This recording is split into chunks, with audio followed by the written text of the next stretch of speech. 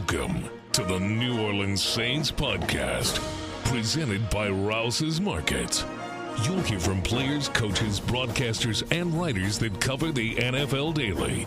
The New Orleans Saints podcast starts right now. Here's your host, Erin Summers. Welcome into the New Orleans Saints podcast. I'm Erin Summers. The Saints are back in New Orleans after a 44-13 Week 3 loss in Seattle. Big plays on special teams, penalties, and an early 21-0 deficit after the first quarter proved too costly for the Saints to overcome. Here's quarterback Spencer Rattler and wide receiver Rashid Shaheed. You know, you blink and the scores like that, it's tough to dig out of that hole. Second half we fought, but again, you know, self-inflicted wounds on all sides of the ball early on, and can't do that with an offense like that. They're explosive. They had a lot of explosive plays, especially on special teams as well. So, you know, tough to get in that hole and dig out of it. Special teams is always a huge part of the game, and when you can get momentum in special teams, you feel like you've taken over a part of the game, and like I said, it's a big part. And when they get explosive plays, that can kind of take the air out of you. And we let them have a few minutes too early, and they started feeling good. So that's how it turned out. We just got to start faster. We got to gain momentum. The feeling of not having momentum is kind of what we displayed.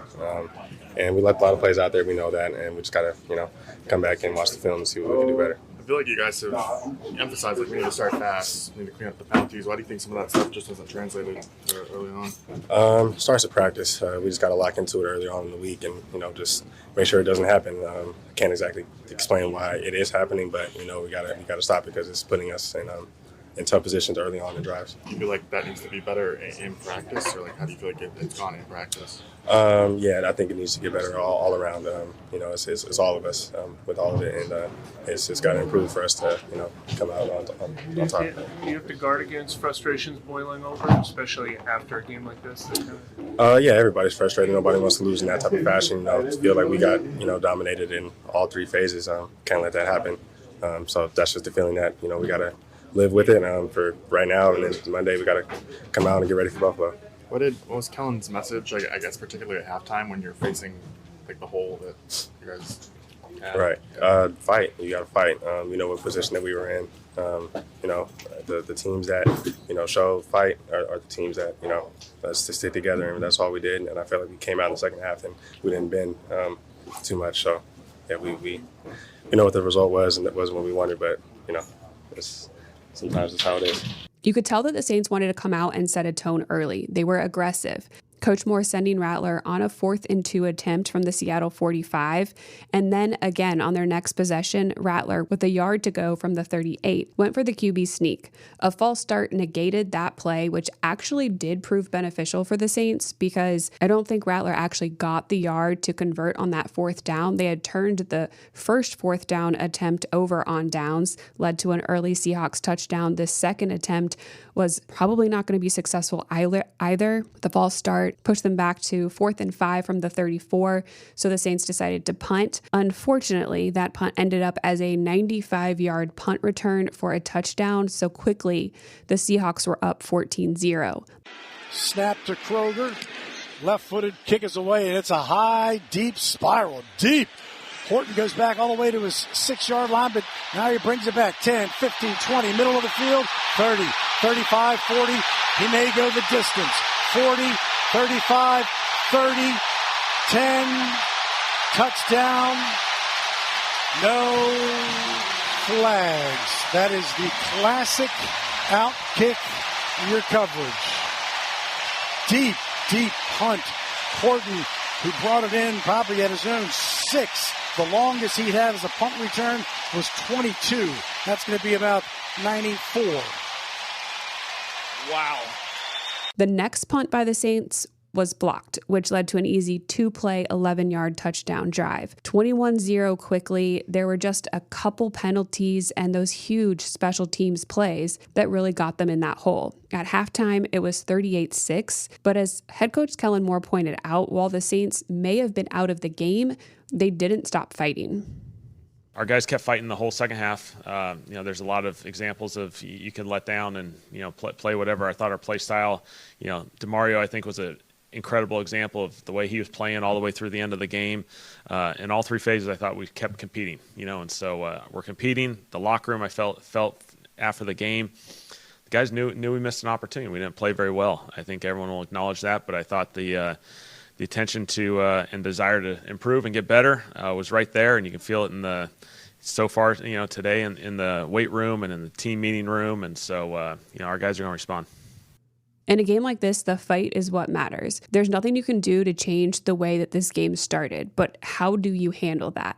The other stuff, the penalties, the scramble drills, communication on special teams, and of course the game plan for getting more pressure on the quarterback with Josh Allen and the Bills up next is all going to be stuff they work on in practice. It was bad, but you can't overlook the good either. They did have a successful scramble that ended in a touchdown to Jack Stoll.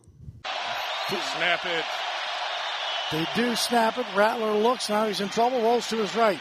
Looking. Now just throws it out. Oh, no, he throws it to Jack Stoll. Did he get both feet in? Yes. Yes, he did. Jack Stoll with the touchdown. I thought maybe Spencer was throwing it away, but Stoll went up to get it and gets the touchdown, his first as a Saint, as he made his first reception as a Saint today. Plays are designed to go on time, and at times, a lot of times, in this league, they become off schedule, and we're not doing a good enough job. Jack's was a great example. Jack did a phenomenal job. He got to the back corner in a scramble drill, found the voided zone, and catch the touchdown as a result of it. And there's too many other times where we're not mirroring the quarterback, running back to the quarterback to find ourselves opportunities where we can at least steal yards. I think so many of the top offense in our league, the scramble drill is certainly a big component. We're going to play a team this week that does it better than anyone in the league, and so they have the ability to play on schedule, but then off schedule, Josh is as good as anyone in this league. A couple of the younger players got some run at the end of the game. Also, good. The game was out of hand, so you let Tyler Shuck come in at quarterback. Rookie cornerback Quincy Riley came in late and came up with a big forced fumble that Pete Werner was able to recover. So great moment for Riley, good experience for Shuck, and the other players that got in at the end of the game in that type of an environment. Coach Moore said that the forced fumble just shows how Riley and some of these rookies are continuing to grow. Lock is under center. Handoff, this time Halani, this time as he tried to bounce it right, ball comes out, and the Saints have the football. And to top it off, the Saints came out of the game injury-free, which is big because, as Coach Moore mentioned, usually on Mondays we're checking in on a couple players that left the game early. Not the case. There are going to be some bumps and bruises and some things that you're going to have to rehab over the course of the week, but we came out without any injuries from this game that are going to affect us in week 4 in Buffalo. And we're still watching a couple players that are coming back from injury. Trevor Penning was active, although he did not play. He's coming back from that toe injury. He was able to practice in limited fashion last week. Hopefully this week he's able to ramp that up to a full participant and then hopefully be able to get back on the line for week 4. Taliese Fuaga did not play in the game. He was held out with a back/knee injury. He said that he was going to play. So maybe he wasn't quite 100%. He is from that area. I think he really wanted to play in Seattle. Wasn't healthy enough to go this week. Hopefully healthy enough to go next week, because that would mean for the first time all season, the Saints offensive line is going to play together in a game. Having all of those pieces could be extremely beneficial to quarterback Spencer Rattler. So health is improving, and that is definitely something good that we can take out of the game, is that it was injury-free. Werner led the defense with 13 tackles. Demario Davis had 11. Cam Jordan, Nathan Shepard, and Davis all registered tackles for a loss, but the team came up without a sack. Applying more pressure is definitely going to be a point of focus. Rattler went 28 of 39 on the day for 218 yards and a touchdown. He was forced into more obvious passing play situations, which didn't help things after getting down so much early. So on the ground, the Saints only had 79 yards rushing. Alvin Kamara, obviously the leading rusher there. Rattler added 10. Chris Olave led the receivers with 14 catches and 57 yards.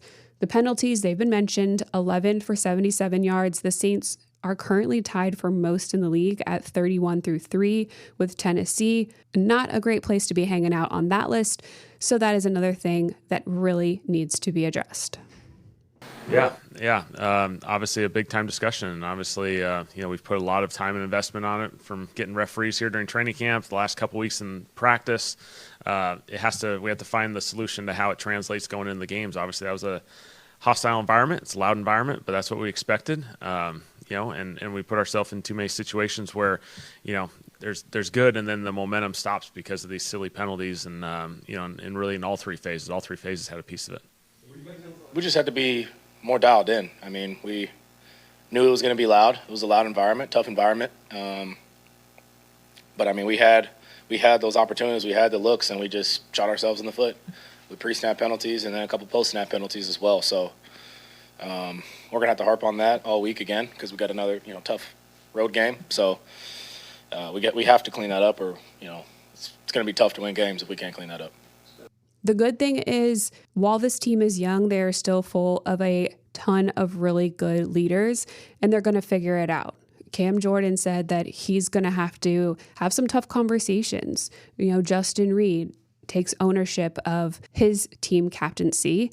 Alvin Kamara is going to talk to the people on the offensive side, and it goes back and forth. It's not just you taking care of your room. The leaders are going to reach out to a lot of players. Juwan Johnson said he needs to be more vocal, more verbal in his leadership role. We knew it was a building year, a lot of areas that there were changes in, and this type of loss obviously stings. But as Scott Shanley said last night on the postgame show, if you were not listening, you have to remember that this loss only counts once. As bad as it felt, it is only one loss. For Coach Moore, he is focused on the team's response. I think we just got to communicate really closely as a staff, as an organization. Continue to communicate about this. We got to have the same message, and really link in together as far as being very specific and intentional on what we need to address, what we need to keep encouraging. Because again, any game you can come out of it and see positives and see negatives, and so we got to acknowledge both sides of the spectrum. We got to keep this thing moving. We're 0 for 3. We got opportunities ahead of ourselves. We need to focus on that, but correct the things that we need to correct and get this thing moving. Would you say, from the time you left the stadium till the time you went to bed, flight home, whatever, was it any different for you than it usually is? Anything different? Think about anything differently, or you just do everything the same all the time? You have a very similar process. It's a much longer flight, obviously, coming back from Seattle, and so you spend a little bit more time just reflecting on, okay, moving forward, what's our next steps? And so, really focusing on, okay, how do we address the certain situation we're in? And then also certainly, we're moving forward. We're going to play a really good football team on Sunday in Buffalo. And so how we respond is going to be really, really impactful. But again, there's too many examples of teams that have gone through these challenging games like this. And they're sometimes really good momentum shifters. You can really, if your team responds the right way, this can be a good little pivot for our team to get better and draw closer to each other and kind of take all the other stuff out of it and just get better. There is a lot of time left on the season. You can't deny the track record of the coaches. Kellen Moore is coming off a Super Bowl win. Brandon Staley is one of the best defensive minds in the game. So it ultimately will come down to execution. Doing that at the highest level every day in practice, and especially from kick on game day, you got to start faster. Buffalo will be another tough road environment and a 3-0 team led by the reigning league MVP, Josh Allen. They've won the turnover battle in 24 straight games. They haven't turned it over themselves in 8. Ball security will be a huge factor in this game. The defense, Saints have been talking about how they need to force more turnovers. We did see that one from Quincy Riley late in the game in Seattle. Got to look for opportunities for those because Buffalo just doesn't make a lot of mistakes. And the other side of that is the Saints can't gift them anything either. Looking again at the penalties, the self-inflicted wounds. The team is off on Tuesday. I'm sure a lot of the players will be in here doing rehab, getting their own work in, and then they'll really start to dial in their game plan for Buffalo Wednesday, Thursday, Friday, and they're heading up there on Saturday. So just leaving the day before this time. They left a couple of days early because they went multiple time zones up to Seattle. This time, they're just going to go a day ahead of time, the usual schedule, and then they'll be in Buffalo for that 12 o'clock Central game on Sunday. And we know what we got to get better at, and we had to do it with urgency. It's a long year. we have to get better now, because it's not going to get any easier, and we just got to put better stuff on tape and go out there and play the ball we know we can play. Make sure you stay tuned in to the New Orleans Saints podcast. Wednesday, we'll have another player podcast. Friday, we'll really get into this matchup with the Bills. Thanks so much for joining me here on NewOrleansSaints.com or wherever you get your podcasts. Thanks for listening to the New Orleans Saints podcast presented by Rouse's Markets. Join us 3 times per week on NewOrleansSaints.com, the Saints mobile app, or you can download the podcast on iTunes. We'll see you next time, right here on the New Orleans Saints podcast, presented by Rouse's Markets.